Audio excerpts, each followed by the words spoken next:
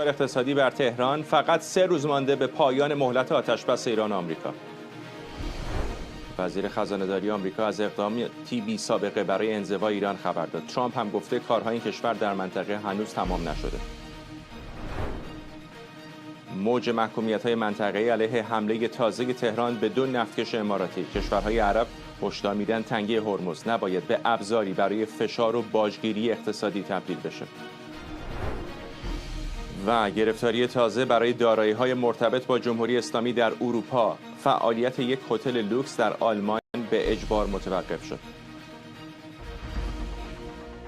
از استودیوی ایران اینترنشنال این 24 است با فرداد فرحزاد. بینندگان ایران اینترنشنال در ایران و سراسر جهان سلام و وقت بخیر. در حالی که 2 روز تا پایان مهلت 60 روزه آتشبس میان آمریکا و جمهوری اسلامی مونده، دونالد ترامپ صحبت‌های اسکات بسنت وزیر خزانه‌داری آمریکا رو بازنشر کرده. بسنت در اون صحبت‌ها جمهوری اسلامی رو به انزوای شدید اقتصادی تهدید کرده بود. به گفته وزیر خزانه‌داری آمریکا، واشنگتن قصد داره فشارها علیه حکومت ایران رو به سطحی برسونه که به گفته او در تاریخ انزوای اقتصادی یک کشور بی‌سابقه است. رئیس جمهوری آمریکا هم دقایقی پیش درباره گزارش‌های منتشر شده پیرامون ناو آبراهام لینکلن گفت این ناو به زودی جایگزین میشه، چرا که ایالات متحده هنوز کارهای زیادی در منطقه داره. خانواده‌های سربازان آمریکایی نگران موقعیت کشتی لینکلن هستند. اون کشتی داره حرکت میکنه. نه، نگران نیستن. اون کشتی الان داره حرکت میکنه یا خیلی زود حرکت خواهد کرد، به زودی کشتی مشابه جاشو میگیره. آیا مأموریتشون زیادی طول کشیده؟ نه، هنوز خیلی کار داریم.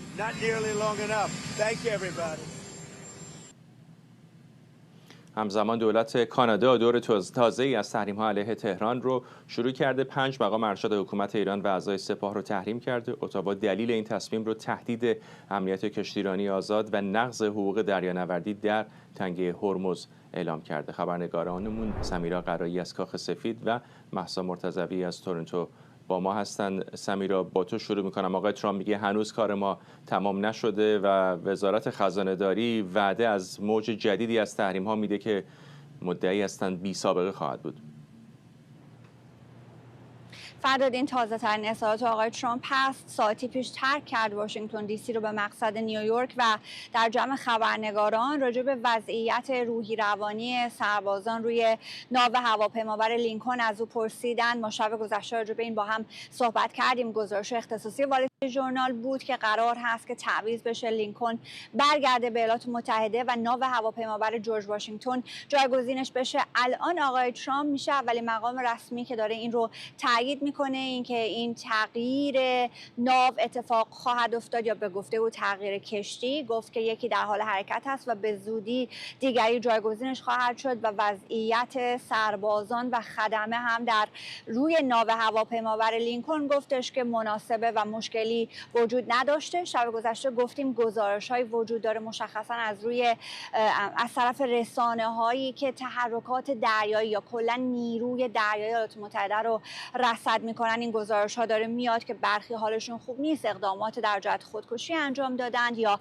برخی از مایحتاج ضروری اونجا تمام شده. این گزارش آقای ترامپ میگه که واقعیت نداره. اما آن چیزی که ما شنیدیم از سمت آقای بسنت با نیوز مکس یک گفتگویی رو انجام داد، وزیر خزانه‌داری آمریکا در خور توجه، میگه منتظر باشید هفته آینده تمهیدات تازه رو اعلام خواهیم کرد به شکلی که شما تا به حال نشنیدید. این انزوایی که ما میخوایم متوجه جمهوری اسلامی بکنیم چیزی نیست که تا به الان در تاریخ مشابهش علیه یک کشور دیگه دیده بشه. روشن نیست که از چه چیزی آقای بسن داره صحبت میکنه. در این هفته ها خب ما شنیدیم از بلوکه کردن اموال ایران، مشخصا راجع به اون والت های رمزارز یا ارز دیجیتال دارم صحبت میکنم. اونها رو آقای بسنت در این مدت گفته بود که بلوکه کردند. از اون گذشته مباحث مربوط به افزایش تحریم ها مطرحه. قرار هست که اینها رو افزایش بدن. آقای ترامپ گذاشته روی این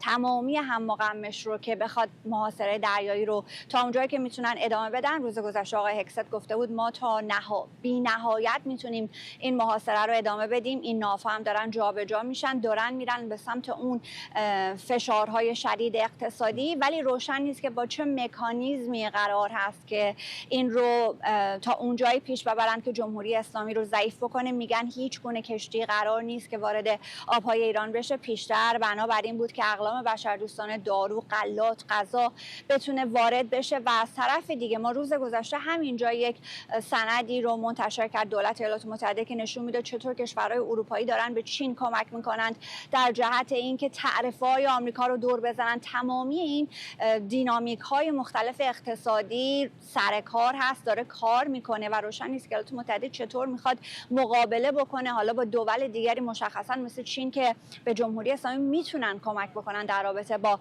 تحریم ها و فشار اقتصادی. و نکته دیگری که میشه بهش اشاره کرد بحث خود تنش هاست در منطقه. اگرچه که اینجا در واشنگتن دی سی ما یک هفته تقریبا آرامی رو پشت سر گذاشتیم، آقای ترامپ گفته بود که قرار هست همه چیز رو خیلی بی سر صدا و بدون جلب توجه پیش ببره، اما در منطقه بسیار تنش ها بالاست، مشخصا بین حوثی ها و عربستان سعودی. همین الان حملات به آرامکو رو ما داریم و از طرف دیگه حمله به بندر المخا که در روزهای گذشته بسیاری از تحلیلگران داشتند هشدار میدادن که اگر این بندر سقوط بکنه به دست حوثی‌ها بیفته اتفاقات بسیار بدی برای باب المندب ممکنه بیفته، که امروز شنیدیم حوثی‌ها یک حملات بسیار سنگینی رو اونجا با 44 پهپاد و 6 قایق مجهز به بمب و قایق‌های انتحاری تصمیم می‌کنم انجام دادن. و محض اونجا در کانادا هم به نظر میرسه اتاوا هم خیلی بیشتر از گذشته همصدا با واشنگتن داره فشارها رو بر ایران بالا میبره. تحریم‌های جدید همین رو دارن نشون میدن. فرداد 5 نفر در جدیدترین دور تحریم‌های کانادا علیه مقامات و نهادهای جمهوری اسلامی قرار گرفتن در لیست تحریم‌های مرتبط با معیارهای اقتصادی. معیارهای اقتصادی که به کسانی که در این لیست تحریم‌ها قرار می‌گیرن اجازه نمیده که اینجا سرمایه‌ای داشته باشن. اگر سرمایه‌ای داشته باشن این سرمایه‌ها بلوکه خواهد شد و هرگز اجازه ورود به کانادا رو ندارن. گفته شده در این لیست تحریم‌های جدید این افراد مستقیماً به واسطه تهدید علیه دریانوردی آزاد و به خطر انداختن جان دریانوردان در لیست تحریم‌ها قرار گرفتن. 1500 شناور، 6000 نفر و همچنین نهادی که تأسیس شده برای دریافت عوارض از این شناورها. اینها تمام دلایلی هستند که در این لیست جدید تحریم‌ها استفاده شده. اما اسامی رو من از رو میخونم. علی عبداللهی فرمانده قرارگاه مرکزی خاتم الانبیا، سرهنگ دوم ابراهیم ذوالفقاری سخنگوی قرارگاه مرکزی خاتم الانبیا، ابراهیم عزیزی رئیس کمیسیون امنیت ملی، شهرام ایرانی فرمانده نیروی دریایی ارتش و حمید حسینی رئیس هیئت مدیره و سخنگوی اتحادیه صادرکنندگان فرآورده‌های نفت، که اینها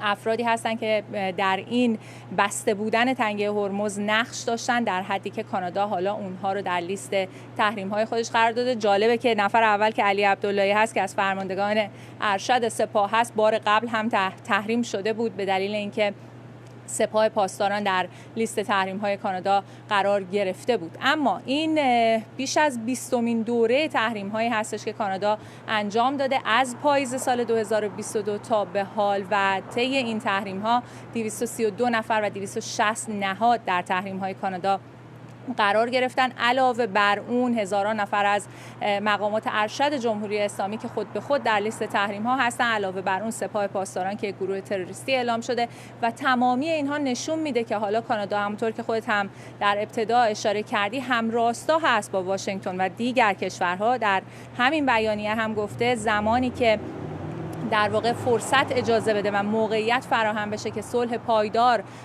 برقرار بشه در منطقه و بتونن کشتیرانی آزاد رو مسیرش رو هماهنگ بکنن و دوباره برقرار بشه، کانادا حاضر هستش که کمک بکنه. در مینزودایی پیشتر هم گفته بود کشتی‌ها، تکنسین‌ها و نیروهای مورد نیاز رو داره برای این کار کمک خواهد کرد و به نظر میرسه که حالا وزارت امور خارجه کانادا دیگه صبرش به سر رسیده و همراستا شده با واشنگتن و دیگر کشورها تا بتونن هرچه سریعتر این آبراه حیاتی رو باز بکنن. فرداد.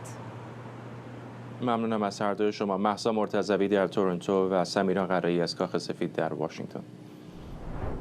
همزمان با هشدارهای تازه واشنگتن علیه اقتصاد ایرانی، دفتر نخست وزیری اسرائیل میگه ائتلاف این کشور و آمریکا محور ایران رو تضعیف کرده و جمهوری اسلامی از همیشه ضعیف‌تر شده. این دفتر این وضعیت جدید رو در منطقه زمینه‌ساز گشوده شدن مسیرهای تازه برای صلح خونده.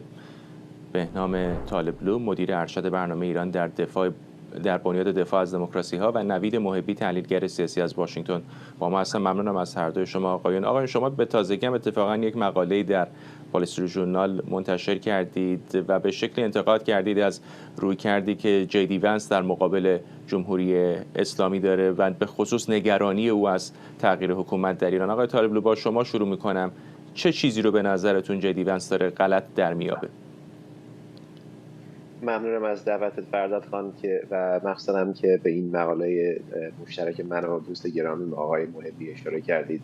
ببینید، یک غلط اساسی در طرز تفکر و راهبرد ایشون، یعنی خود آقای جی ونس، وجود داشت و اون رو در پادکست بسیار محبوب جو روگن بیان کرده بود و این بود که رابطه علت و معلول در رابطه با جمهوری اسلامی و بحرانهاش در منطقه و بحرانهاش در خود ایران و انعکاس اون بحران در قاره اروپا و در آمریکا در رابطه با مهاجرت ایرانی، بیسیکلی گفته بود که جمهوری اسلامی ارکان ثبات یا اتفاقا جمهوری اسلامی یک کشور به اصطلاح نرمالیه و اگر ما بریم به سمت تغییر دولت یا به سمت یک راهبرد طولانی مدت مانند رژیم چنج، ما اون دولت رو متزلزل میکنیم و بنابراین ایرانی‌ها از اون کشور مهاجرت میکنن و یک بحران سیاسی، اقتصادی و تحت بشری در رابطه با حقوق بشر هم خواهیم داشت. در حالی که تو این 47 سال همونطور که شما و بینندگان گرامی میدونین اتفاقا چیزی بیشتر کمک نکرد برای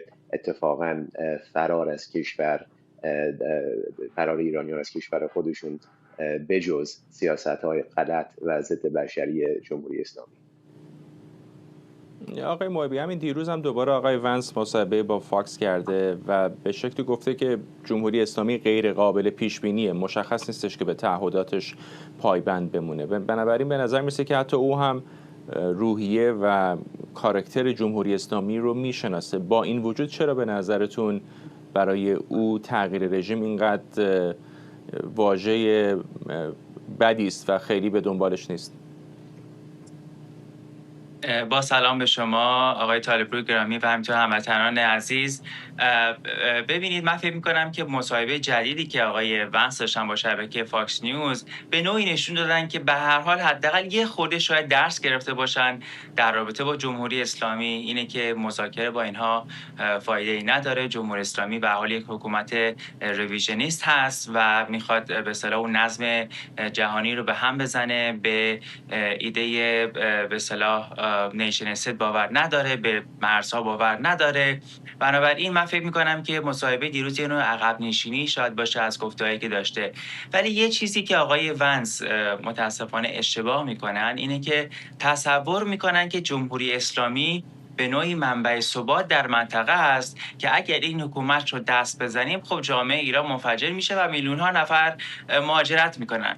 اتفاقا اون چیزی که ما دیدیم در طی 47 سال گذشته، شما اگه تمام اون جمعیتی که از ایران، متولده ایران رفتن بیرون از 1357 تا الان نزدیک 7 میلیون نفر ایرانی رفتن بیرون و تا الان هم در طی این 6-7 خیزش گذشته هم شما اگر نگاه بکنید ایرانی‌ها در کشورشون ماندن و جنگیدن که اون کشور رو بسازن. اما اگر این شرایط ادامه پیدا بکنه، اگر این شرایط به اصطلاح محاصره اقتصادی ادامه پیدا کنه، اون چیزی که ما در نهایت خواهیم دید این که با وجود این رژیم مردم مهاجرت خواهند کرد. کما اینکه در یک نظرسنجی که در شبکه شما هم دیروز برگزار شد، بیش از 70-80% ایرانی‌ها یک همچین تمایلی داشتن، چون آرزوی هر جوان ایرانی اینه که به هر حال خانه داشته باشد، ماشین بخرد یا شاید مثلا بخواد ازدواج کند، مسافرت برود.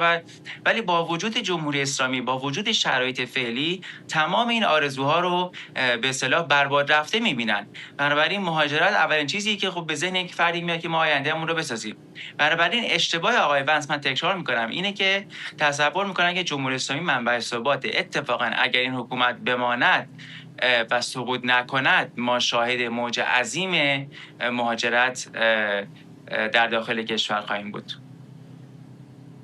ولی آقای طالبلو باید ظرفیت‌هایی هم وجود داشته باشه دیگه، اینطور نیست چه روی زمین در داخل ایران چه در بین اپوزیسیون برای پر کردن اون خلا و چه از نظر نرم افزاری و سخت افزاری برای آمریکا. همین الان می‌بینیم گزارش‌هایی هست در مورد کمبود سلاح‌های آمریکا، نیروهای آمریکایی خسته در روی ناوهای هواپیمابر آمریکا در منطقه، فشارهای سیاسی داخلی که آقای ترامپ و تیمش مثل جی دی ونس باید در انتخابات‌های پیش رو روبرو بشن. یعنی برآیند همه اینهاست که تصمیم گیری رو ممکن یا غیر ممکن میکنه. اینطور نیست؟ از این منظر آیا نمیشه فهمید موضع کسانی رو که نگران هستند که با یک دارایی‌های محدودی تغییر رژیم در ایران کار بسیار مخاطره‌آمیزی میتونه بشه؟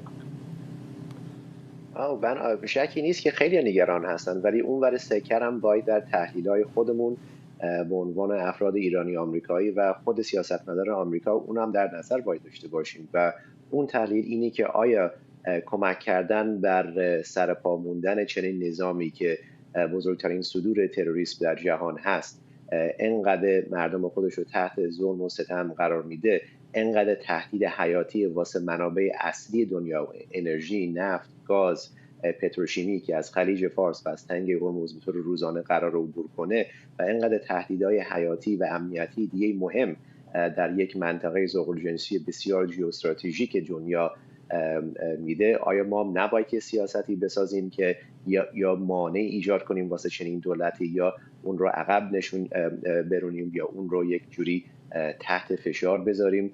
این هم باید در نظر داشته باشیم. بنابراین اگر جی دی ونس یا خود آقای ترامپ یا دستگاه امنیتی کاخ سفید دوباره رجوع کنه به اون سیاست‌های کجدار مریضی و غلط، خب طبیعتاً جمهوری اسلامی هم دوام میاره و هم یه جوری این دستگاه پروپاگانداشون قدرتمندتر میشه و میگه ما بار دوم هم این فشار حد اکثری رو ازش عبور کردیم و بنابراین بیشتر دست میبره سمت دقیقاً اون تهدیدها و اون منافع‌های ملی و امنیتی آمریکا و کشورهای منطقه که قرار بود اصلا یک جوری از اونا عبور کنیم یا قرار بود یک جوری از اونا پاسداری کنیم. شکی نیست که رفتن به سمت تغییر نظام یک راهبرد طولانی مدتی باید باشه، پرهزینه است، پر ریسکه، ولی اون ور استکرم اگه ما ببینیم 47 سال ساخت و سازش نه کمک کرد واسه ایرانی، نه کمک کرد واسه منافع ملی آمریکا، نه کمک کرد واسه ثبات و امنیت بازار انرژی و منطقه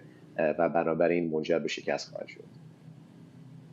آقای محبی، به نظر شما آمریکا به طور کل، حالا یعنی از جی دی ونس بگیرید تا مارکو روبیو و هر کس دیگری این وسط، میخوان جمهوری اسلامی سرنگون بشه و نمیتونن یا اصلا از اول نمیخواستن؟ چون مثلا موقعی که جنگ شروع شد دیدیم با حمله به بیت خامنه‌ای شروع کردن. بنابراین به نظر میرسه که نشانه‌هایی وجود داشت که شاید بعدشون نیاد اگر ممکن باشه حکومت رو ساقط کنن.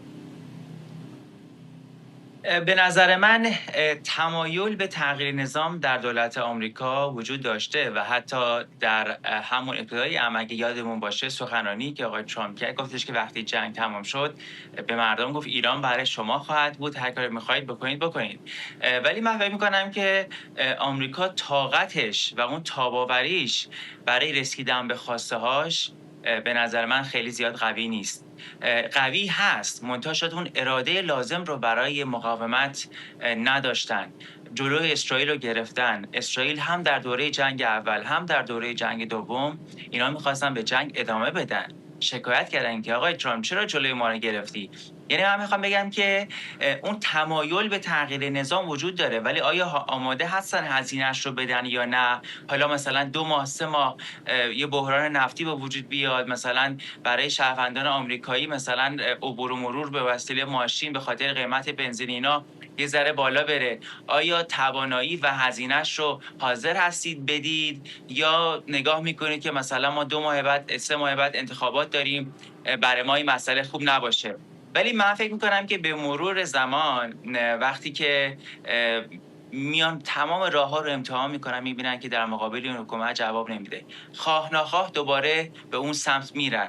الان هم جایی که اینها به اصطلاح بند کردن و گفتن خب ما این رو ادامه بدیم، این مسئله به اصطلاح تحریم محاصره نفتی هست و آمارهایی که از فروش نفت جمهوری اسلامی در اومده و موفقیتی که این محاصره نفتی داشته، از این طرف دیگه کمک و موفقیتی که آمریکا برای جابجا کردن نفت عراق، کویت، عربستان و امارات داشته و آزاد کردن به حال ذخایر نفتی و کم خرید کردن چین در زمینه نفت، همه اینا آمریکا رو به این مسئله رسونده که این محاصره‌ای که ما داریم می‌کنیم اتفاقا خیلی موفقیت آمیز بوده تا الان، یعنی فراتر از حد تصورمون و اگر این رو ادامه بدیم جمهوری اسلامی شاید به نوعی به بنبست برسه. آن وقت هستش که مثلا اون ناکاوت کردن یا ضربه نهایی رو زدن ممکنه که آسون باشه. در این حال من پیش بینی میکنم که در ماه‌های آینده، 6 ماه آینده، اسرائیل هم به گوشه نخواهد نشست. به نظر من این اطلاعاتی که در رابطه با مسئله موشکی در اومده به نظر من یک نوع زمینه چینی هست، یک بهانه‌جویی است برای اسرائیل که هیچ وقت تمایل نداشت که این جنگ تمام بشه و که دوباره جنگ رو شروع بکنه و من فکر می‌کنم که اگر هم جنگ رو شروع بکنه، زدن به اصطلاح نقاط اقتصادی جمهوری اسلامی و همینطور ترورها ادامه پیدا می‌کنه. من ادامه روند من یک ماراتون می‌بینم. یعنی نباید تصور کرد که آمریکا و اسرائیل الان می‌خوان یک شبه مثل فشار دادن یک دکمه تغییر نظام بشه. من اینو ماراتون می‌بینم. در نهایت ماراتون اون کسی که تاباوری بیشتری داره، امکانات مالی بیشتری داره و اراده سیاسی بیشتری داره، اون برنده خواهد شد. ممنونم از هر دوی شما آقایون. نوید محبی، تحلیلگر سیاسی از واشنگتن، و بهنام طالبلو، مدیر ارشد برنامه ایران در بنیاد دفاع از دموکراسی. در ساعت‌های گذشته واکنش‌ها در منطقه به حمله جمهوری اسلامی به 2 نفتکش اماراتی در تنگه هرمز ادامه داره. بحرین، سوریه، مصر، اردن، قطر و عربستان سعودی این حملات رو محکوم کردن. اتحادیه عرب هم این حمله رو نقض آشکار و غیر قابل قبول حقوق بین‌الملل دونسته و درباره پیامدهاش هشدار داده. امارات متحده عربی با محکوم کردن این حمله جمهوری اسلامی رو مسئول دونسته، هرچند که به گفته ابوظبی به خدمه این شناور آسیبی نرسیده. اما همزمان با افزایش تنش در خاورمیانه، تحرکات منطقه‌ای تهران در منطقه با سفر اسماعیل قاآنی فرمانده نیروی قدس سپاه به بغداد دوباره مورد توجه قرار گرفته. بنابر بعضی گزارش‌ها او از گروه‌های مسلح خواسته سلاح‌هاشون رو حفظ کنن اما وارد درگیری با دولت عراق نشن. علیرضا نوری‌زاده، مدیر مرکز پژوهش‌های ایران و عرب از لندن، به ما پیوسته. آقای نوری‌زاده، پیش از هر چیز به نظر می‌رسید که یک مقداری میزان حملاتش رو جمهوری اسلامی، یک مقداری که نه به شکل کاملا علنی، کم کرده بود به امارات متحده عربی. حالا روایت‌های مختلفی بود برای اینکه چرا چنین کردن. چه اتفاقی افتاد به نظرتون که دوباره به نفتکش‌های اماراتی حمله کردن؟ با درود به شما، به بینندگان ارجمندتون و به ویژه در خانه پدری هموطنان سرفراز. ببینید دوست من، امارات یه مقدار خودش تقصیر داره. روز سه‌شنبه هواپیمای اماراتی به فرودگاه مهرآباد رفت. یه هیئت 5 نفره بودن، در سالن تشریفات گفتگو کردن. ظاهراً آقای مخبر اونجا بوده و یکی از فرماندهان نظامی. روز بعد، درست یعنی 1 روز بعد از این ماجرا، باز هواپیمای دیگری می رود به اونجا و این بار این هواپیمای دیگر محموله‌ای داره با خودش میبره و این محموله رو در فرودگاه پیام در کرج پیاده میکنه. فرودگاهی که الان در اختیار سپاه. قبلا هم امارات 3 میلیارد دلار به جمهوری اسلامی پول داده بود. حالا من نمیدونم پولای خود ماست که توقیف بوده یا امارات رشوه داده.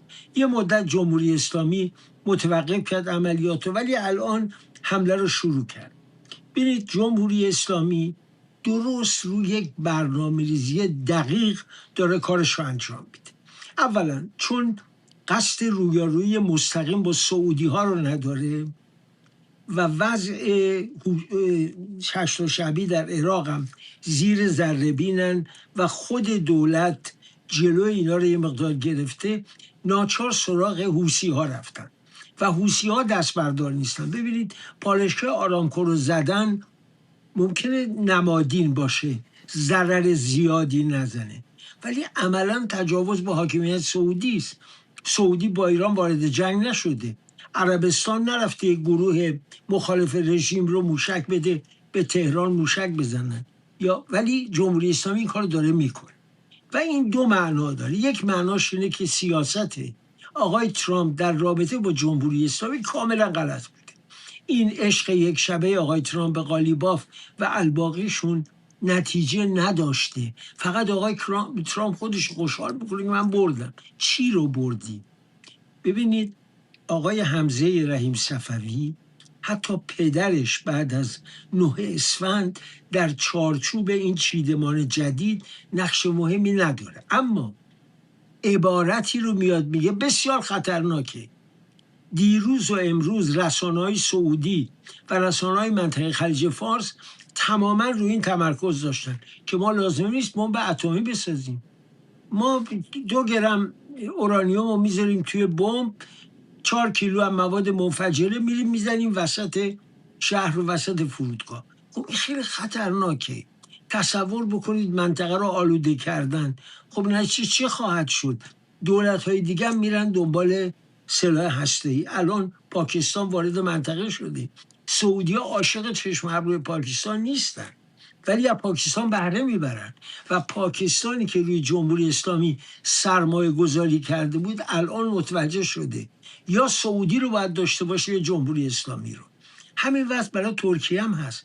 بنابراین میخوام بگم جمهوری اسلامی، دوست ما قبلا داشتن نوید جان صحبت میکرد، اشاره میکرد که 6 ماه 8 ماه نه، من اعتقادم بر این جمهوری اسلامی خودش قاتل خودشه. هیچ دشمنی برای جمهوری اسلامی، البته دشمن اصلی ملت بزرگ ایرانه، ولی الان در این شرایط برای جمهوری اسلامی دشمن خودشه. هر روز با اقداماتش حماقت بیشتری میکنه. الان آلوده کرده منطقه خلیج فارس رو، مسئله بستن تنگه هرمز، و از اون طرف حاکمیت ایران رو تقدیم بکنه با آقای ترامپ، به آقای پوتین در دریای مازندران. شما فکر کنید رژیم خیانت و دشمنی با ملت ایران رو در همه ابعاد داره انجام میده و با منطقه هم همینطور. مصری‌ها خیلی ناراحتن وقتی اینا حمله کردن به بندر مصری. مصر وارد این دعوا نیست، تلاش هم کرده از جمهوری اسلامی حمایت کنه. یا اردن در این معرکه چه کار است که باید اینقدر مورد حمله قرار بگیره؟ اینه که امروز رژیم ولایت فقیه یک دوست در منطقه نداره. حتی عراق میگن مردشو ترکیب تو ببره، واقعا نمیخوام ببیننش. چند روز پیش دیدیم آقای مسرور بارزانی چی گفت راجع به جمهوری اسلامی. اینه که به نظر من همه را از دست داده، خودش مونده با خودش، با یک مشت توهمات، و سرانجام هم اینا به سرنگونیش منتهی خواهد شد. به عراق اشاره کردید، جالب است قاآنی هم دوباره به اونجا سفر کرده. به نظر میرسه که سرنوشت این کشور به شکل عجیبی گره خورده با سرنوشت ایران. اگر واقعا رویارویی بالا بگیره در هفته‌ها یا ماه‌های پیش رو، چقدر فکر میکنید که عراق خواسته یا ناخواسته یکی از جبهه‌های عمده خواهد بود در این جنگ؟ بدون تردید. اولا آقای زیدی در سفر با آمریکا 47 قرارداد امضا کرده، تعهداتی کرده که برای بقای خودش باید به این تعهدات ملتزم باشه. نمیتونه برگرده. حالا سفرش رو به سعودی به عقب انداخت، اشکال نداره، ولی اگه بخواد تعهداتش رو زیرش بزنه آقای زیدی نخواهد موند، برکنار خواهد شد. انقدر آمریکا هنوز نفوذ در عراق داره، همونطور که آقای زیدی رو آورد و جلوی نوری مالکی رو گرفت. الان آقای زیدی تمام تلاشش اینه. پیش آقای سیستانی رفتن، البته متاسفانه آقای سیستانی الان آقازاده‌اش تصمیم میگیره. یا آقا این 8 شعبی رو شما به جون ما انداختی، خودت هم این قول رو بیا تو بطری بکن، راحتمون کن. و الان بحث بر سر اینه که اگه 8 شعبی جزئی از نیروهای مسلح عراق بشه، خب دست و بالش محدودتر خواهد شد. ولی اگر اینا بخوان به خصوص حرکت نجبا، اصحاب اهل حق، دار و دسته هایی که هر کدوم 1000 تا 4000 تا 3000 تا پول از جمهوری اسلامی، اما چرا این آقای قاآنی میره؟ ببینید قاآنی هرگز اعتبار در عراق و در جای دیگه نداشته و نداره. همون وقتی که در لبنان بود و هاشم صفی الدین کشته شد متهم شد اصلا به جاسوسی اسرائیل. قید به پاش بود که این تصویرش هم همه ما دیدیم. بنابراین این آقا وقتی به عراق میره به نظر من فقط پستچیه. اونی که پیغام میده ایرج مسجدیه. اون ایرج مسجدی است که سپاه قدس رو میچرخونه. منتها اینم نگه داشتن همینجوری ظاهر قضیه باشه و اسرائیل پی نبره به بطن و درون فرماندهی نیروهای قدس. ایشون رفته یه عده رو میبینه، ولی به نظر من حرفش خریدار نداره، چون خودش اعتبار. اون قاسم سلیمانی بود که پا میشد میرفت دفتر نخست وزیر عراق، رو میزش کاغذ میزش که این کار رو اجرا کن تا بعد از ظهر. فرق میکنه بس. ممنونم از شما. علیرضا نوری‌زاده، مدیر مرکز پژوهش‌های ایران و عرب از لندن با ما. سپاسگزارم. به گزارش رسانه‌های آلمانی، یک هتل لوکس هیلتون در آلمان به دنبال تحریم‌های اتحادیه اروپا علیه علی انصاری از چهره‌های نزدیک به مجتبی خامنه‌ای پذیرش مهمان رو تا اطلاع ثانوی متوقف کرده و فعالیتش رو به حالت اضطراری درآورده. بر اساس این گزارش، علی انصاری بنیانگذار بانک آینده و متهم به فساد اقتصادی در 2 شرکت مالک ساختمان و اداره کننده این هتل سهام داره. در پی اعمال تحریم‌های اتحادیه اروپا، حساب‌های بانکی این شرکت‌ها و این هتل هم به طور کامل مسدود شده. جزئیات بیشتر درباره این خبر از همکارم علی حسنپور. اتهاماتی که علیه علی انصاری مطرح شده مستقیما برمیگرده به شبکه مالی علی انصاری و همچنین شرکت‌های متعدد و شرکت‌های سوری که در خیلی از کشورهای جهان ثبت کرده و همچنین حساب‌های بانکی متعدد. حالا ایالات متحده اعلام کرده که علی انصاری مستقیما برای حلقه قدرت در جمهوری اسلامی فعالیت میکنه، در واقع منابع مالی رو تأمین میکنه. وقتی از حلقه قدرت صحبت میکنیم مشخصا از شخص اول کشور صحبت میشه، یعنی رهبر غایب جمهوری اسلامی مجتبی خامنه‌ای. خب میدونیم علی انصاری رو وزارت امور خارجه آمریکا در لیست تحریمی خودش قرار داده و او رو به عنوان یکی از تأمین کنندگان اصلی مالی برای شبکه مجتبی خامنه‌ای ازش نام میبره و در واقع مقامات آمریکایی حالا او رو متهم میکنن که علی انصاری با شبکه مالی گسترده‌ای که در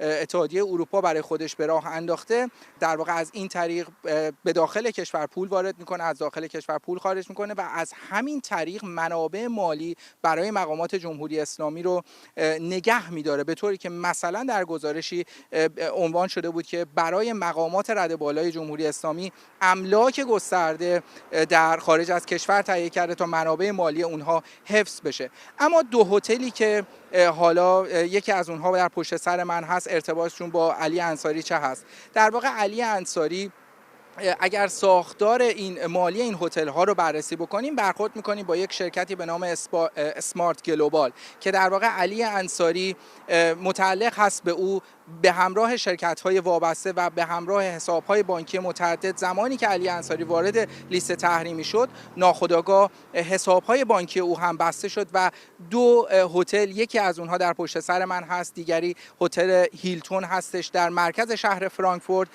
وقتی حساب‌ها بسته شد، این هتل‌ها با مشکلات مالی شدیدی برخورد کردند. من نقل قول می‌کنم مثلا از مدیریت هتل پشت سر من که اعلام کرده بود حتی اجازه ندارن نان بخرن، نمیتونن، قدرت مالی ندارن نان بخرن. با این حال این هتل به فعالیتش ادامه میده، اما مسافر جدید نمیپذیره. همچنان در ابهام هستش که فعالیت این هتل چه خواهد شد. 140 کارمند این هتل هم در آستانه اخراج هستن. باید در روزها و ماه‌های آینده ببینیم که پرونده قضایی در واقع این هتل‌ها و همچنین علی انصاری به کجا کشیده میشه و سرنوشت این هتل چه خواهد شد.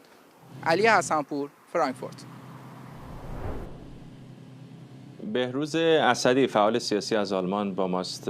آقای اسدی، چه شواهد و تحولات تازه‌ای باعث شده دوباره از دادستانی فرانکفورت بخواید پرونده علی انصاری رو بررسی کنه؟ درود بر شما و بینندگان ارجمند شما. توجه بفرمایید که تفاوت اساسی این است که امروز دیگر موضوع صرفاً در گزارش‌های رسانه‌ای استوار نیست. زمانی که ما در مارس 2026 موضوع را به دادستانی فرانکفورت گزارش کردیم و همراه با اون نامه سرگشاده به اتحادیه اروپا مبنی بر آوردن اسم علی انصاری در تحریم‌های اتحادیه اروپا را خواستار شدیم، اون موقع نگرانی اصلی ما درباره منشأ سرمایه‌ها، شبکه‌ها و شرکت‌ها و هلدینگ‌هایی بوده که ایشون همراه با دیگران و زیرساختارهای اینا که در واقع نشانه از پولشویی، در واقع دور زدن تحریم‌ها و یا تأمین مالی ساختارهای امنیتی و نظامی جمهوری اسلامی بود. به خاطر همین ما اون موقع این نامه رو نوشتیم. دادستانی در آن مقطع در 22 ژوئیه نوشت به ما که قرائن واقعی کافی برای آغاز تحقیقات وجود ندارد، قراره که همه موارد که الان امروز مطرح میشه ما در اون گزارش و در اون خواست مطرح کرده بودیم و بخشی نوشته که بخشی مهمی از اطلاعات ارائه شده مبتنی بر گزارش‌های رسانه‌ای است، اما شرایط 8 روز بعد تغییر کرد به این عبارت که در 30 ژوئیه اتحادیه اروپا، در واقع شورای اتحادیه اروپا رسما علی انصاری را در فهرست تحریم ها قرار داد و این تصمیم اون موقع ما باید اینجوری بگیم حقوقی که هنگام ارزیابی قبلی دادستانی وجود نداشت و طبیعتاً احتمالاً نمیتونسته در آن لحاظ بشه، اما همونجور که خبرنگار شما گفت آثار تحریم ها اکنون مستقیما در فرانکفورت و آلمان مشاهده میشه وقتی که چه میگن در واقع اداره ثبت تجاری شرکت ها دستور میده که هیچ گونه در واقع رد و بدل مالی نباید در این هتل انجام بگیره، وقتی که اون دفتر ثبت عملاً میگه که نتیجه این کارها باید این باشه که محدود کردن و تحریم در واقع مالی این هتل و اون هتل دیگر باشه. بنابراین این دو شرکت مرتبط با این هتل ها نشون میده که شبکه‌ای که درست کردن و زیرساخت‌هایی که درست کردن تنها به این دو هتل منتفی تمام نمیشه، بلکه در اتریش و در مایورکا هم آقای علی انصاری سرمایه گذاری کردن، همش در خدمت به در واقع هلدینگ های هتل داری هستش. یعنی تحریم ها امروز به نوعی دیگه داره بیان میشه و ما امیدوار هستیم که نتیجه دیگری از این در واقع ادعایی که ما داشتیم بگیریم. این تحریم های اخیر اتحادیه اروپا و بریتانیا به نظرتون چه اهمیتی داشته در این زمینه؟ به نظر من اهمیتش در این هستش که ما الان نامه همین امروز به دادستانی نامه نوشتیم که لطفاً با شواهد و قرائنی که امروز در واقع مطرح شده است به ویژه از اتحادیه اروپا و برای ما این موضوع بسیار حائز اهمیت است و ما قبلا گفته بودیم امروز شما اقدامات عملی انجام بدید. وقتی که بریتانیا رسما اعلام کرد که دلایل معقولی برای زن به ارائه منابع اقتصادی و در واقع از سوی علی انصاری به سپاه پاسداران وجود داره، ما اینو مطرح کردیم، ولی امروز اتحادیه اروپا عملاً دست به کار شده و در واقع وقتی که اتحادیه اروپا اسم علی انصاری مشخصاً با مشخصات دو اسمی بودنش مطرح میکنه و خواستار تحریم ایشون میشه، بنابراین روند پرونده بایستی در یک مسیر دیگه قرار بگیره و امیدیم که ما بتونیم دادستانی متقاعد بکنیم که پرونده رو 2 مرتبه در جریان بندازه و مجددا آغاز تحقیقات رو انجام بدهد. به این دلیل ما انتظار داریم که به صورت کتبی ما جواب بدن که این ادعایی که ما کردیم تا چه حد میتونه توسط از نظر حقوقی توجه فرمایید از نظر حقوقی در واقع دنبال بشود، زیرا که در زمینه سیاسیش اتحادیه اروپا مطرح کرده. امروز دادستان‌های آلمان در مورد این اشخاص مثل علی انصاری و بقیه پرونده‌های باز دیگری هم هستند، من جمله پرونده سید حسین موسویان دیپلمات سابق ایران که در آلمان مقیم هستش و خانم فاطمه صالحی امیری که دادستانی در واقع پرونده ایشون و آقای سید حسین موسویان رو به جریان انداخته است. اگر دادستانی فرانکفورت یه بار دیگه از آغاز تحقیقات خودداری بکنه، گام بعدی شما چیه؟ گام بعدی ما این هستش که افکار عمومی با ارائه مدارک و اسنادی که موجود هست و طبق داده هایی که خود اتحادیه اروپا در واقع پایبندی حقوقی از نتیجه گیری شورای اتحادیه اروپا است، یا اینا این اتحادیه اروپا را قبول دارن یا ندارن و در واقع بایستی ما این فشار رو بیشتر بکنیم. من فکر میکنم که منشأ این سرمایه مهم هستش و در واقع زیر ساختارش مهم هستش و امروز دادستانی دیگه نمیتونه مثل سابق در ماه 22 ژوئیه به ما جواب بده، به خاطر که این ساختار توسط دفتر ثبت تجاری شرکت ها عملا خواسته شده که کلیه سرمایه اینا توقیف بشود و این از نظر حقوقی معنا داره و ما به این امید هستیم که دادستانی در این مورد اقدامات اساسی انجام بده. ما تدابیر دیگری اتخاذ خواهیم کرد، به مراجع بالاتر حقوقی مراجعه خواهیم کرد و به دادستان کل آلمان می نویسیم که ایشون مستقیما ورود به این پرونده بکنه. ممنونم از شما. بهروز اسدی، فعال سیاسی از آلمان با ما.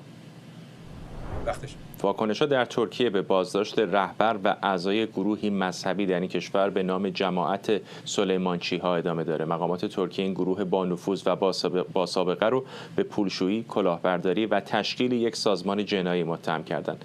عملیاتی که با توجه به شبکه گسترده مالی و مذهبی سلیمانچی‌ها و روابط پرتنش اخیرشون با دولت رجب طیب اردوغان ابعاد سیاسی هم پیدا کرده. جزئیات بیشتر از فرزی ثابتی.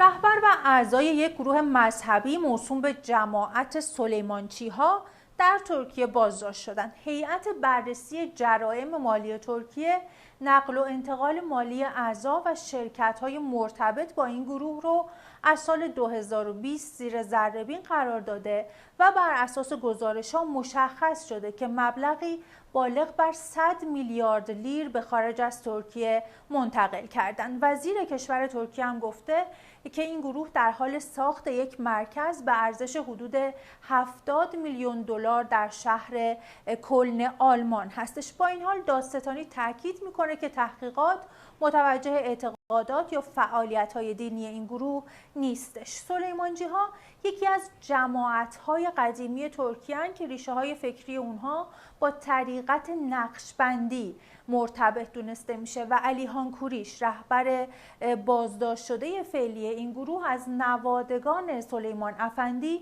بنیانگذار این جماعت در ترکیه هستش. فعالیت رسمی طریقت‌ها با تأسیس جمهوری در ترکیه ممنوع شده و آموزش هم در حیطه اختیار دولت قرار گرفته، اما بسیاری از این شبکه‌ها در دهه‌های بعد در قالب کلاس‌های قرآن، انجمن‌ها و خوابگاه‌های دانشجویی به فعالیت و سازماندهی ادامه دادن. بسیاری در ترکیه فعالیت‌های سلیمانچی‌ها رو در سالهای اخیر مشابه با فعالیت‌های جریان فتح‌الله گولن می‌دونن که متهم اصلی کودتای نافرجام 2016 بود. به همین خاطر پرونده سلیمانچی‌ها فراتر از یک پرونده مالی در ترکیه اهمیت پیدا می‌کنه و در واقع در نقطه تلاقی دین، سیاست و پول قرار گرفت.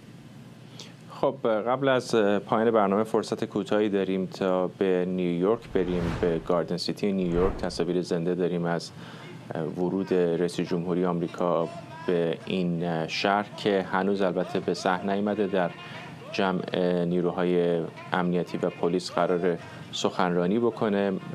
دولت آقای ترامپ وعده داده که در هفته پیش رو تحریم‌های شدید و بی سابقه ای رو علیه ایران وضع خواهد کرد. همسایه شمالی کانادا هم همونطور که در ابتدای برنامه بهتون گفتم 5 ایرانی از جمله مقامات جمهوری اسلامی و اعضای سپاه پاسداران رو به دلیل آنچه که اخلال در کشتیرانی در تنگه هرمز خونده تحریم کرده و ظنی میره که در روزهای پیش رو فشارهای اقتصادی و محاصره دریایی علیه جمهوری اسلامی شدت هم بگیره. اگر دونالد ترامپ در این سخنرانی اشاره به ایران بکنه، طبیعتا میتونید در وبسایت و شبکه‌های اجتماعی ایران اینترنشنال رو دنبال بکنید. همکاران من رصد خواهند کرد حرفای رئیس جمهوری آمریکا رو، اما فعلا متاسفانه هنوز به صحن وارد نشده.